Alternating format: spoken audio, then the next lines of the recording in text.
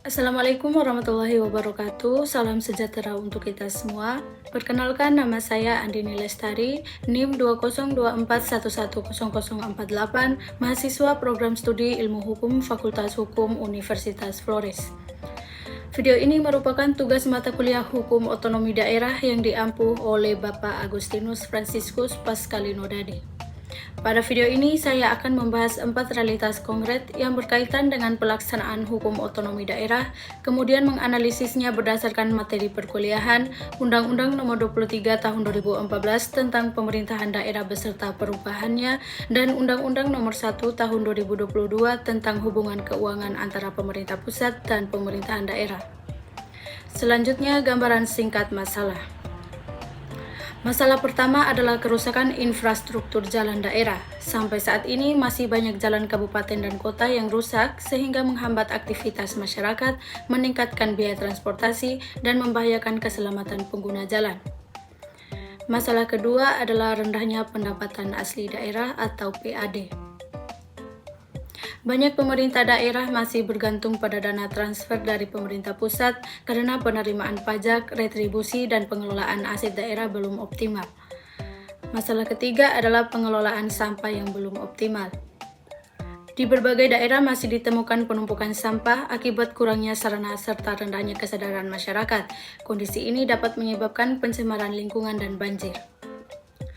Masalah keempat adalah kinerja badan usaha milik daerah atau BUMD yang belum optimal. Masih terdapat BUMD yang mengalami kerugian sehingga belum mampu memberikan kontribusi yang maksimal terhadap pendapatan asli daerah. Selanjutnya, gambaran umum 4 gagasan. Untuk menganalisis keempat masalah tersebut, saya menggunakan 4 gagasan dari materi hukum otonomi daerah.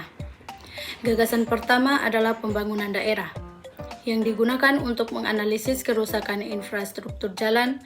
Selanjutnya, gagasan kedua adalah pajak daerah, retribusi daerah, dan transfer ke daerah yang digunakan untuk menganalisis rendahnya pendapatan asli daerah. Gagasan ketiga adalah pemerintah daerah dan perangkat daerah yang digunakan untuk menganalisis pengelolaan sampah. Gagasan keempat adalah badan usaha milik daerah atau BUMD yang digunakan untuk menganalisis kinerja BUMD. Selanjutnya, analisis. Analisis masalah pertama adalah kerusakan infrastruktur jalan daerah. Saya menganalisis masalah ini menggunakan gagasan pembangunan daerah.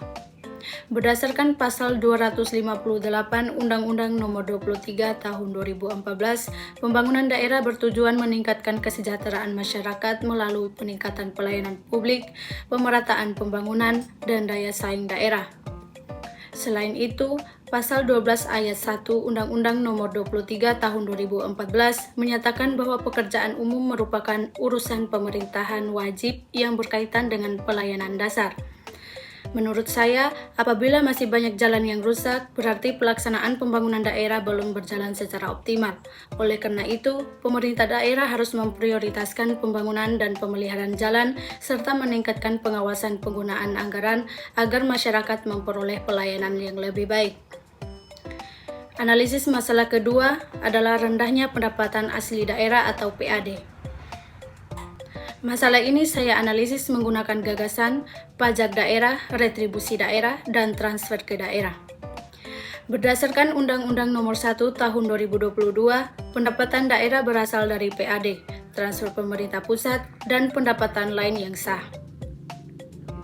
Apabila PAD masih rendah, maka pemerintah daerah akan terus bergantung pada dana transfer dari pemerintah pusat sehingga kemandirian fisikalnya menjadi rendah.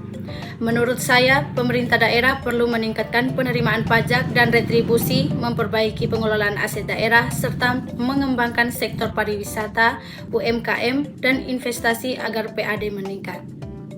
Analisis masalah ketiga adalah pengelolaan sampah yang belum optimal. Masalah ini saya analisis menggunakan gagasan pemerintah daerah dan perangkat daerah.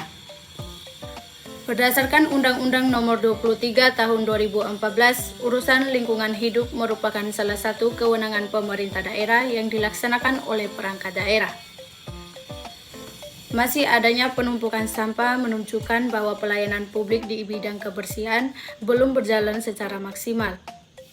Menurut saya, pemerintah daerah perlu menambah armada pengangkut sampah, menyediakan tempat pembuangan yang memadai, serta meningkatkan edukasi kepada masyarakat agar lingkungan tetap bersih dan sehat.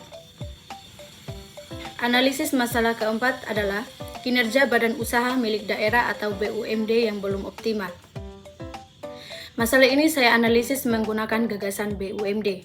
Berdasarkan Undang-Undang Nomor 23 Tahun 2014, pemerintah daerah berwenang membentuk BUMD untuk meningkatkan pelayanan publik dan pendapatan asli daerah. Namun pada kenyataannya masih ada BUMD yang mengalami kerugian karena tata kelolanya belum profesional. Menurut saya, pemerintah daerah perlu menerapkan prinsip good corporate governance, meningkatkan transparansi, dan melakukan evaluasi kinerja secara berkala agar BUMD mampu memberikan kontribusi yang nyata terhadap PAD. Sebagai penutup, dapat disimpulkan bahwa pelaksanaan otonomi daerah masih menghadapi berbagai tantangan seperti kerusakan infrastruktur jalan, rendahnya pendapatan asli daerah, pengelolaan sampah yang belum optimal, dan kinerja BUMD yang belum maksimal. Melalui penerapan Undang-Undang Nomor 23 Tahun 2014 tentang Pemerintahan Daerah beserta perubahannya dan Undang-Undang Nomor 1 Tahun 2022 tentang hubungan keuangan antara pemerintah pusat dan pemerintahan daerah, diharapkan pemerintah daerah mampu meningkatkan kualitas pelayanan publik, memperkuat kemandirian fiskal, serta mengelola BUMD secara profesional sehingga tujuan otonomi daerah untuk mewujudkan kesejahteraan masyarakat dapat tercapai. Demikian pemaparan yang dapat saya sampaikan mengenai pelaksanaan hukum otonomi daerah. Semoga materi ini dapat menambah pemahaman kita tentang pentingnya penyelenggaraan otonomi daerah yang baik. Sekian dan terima kasih.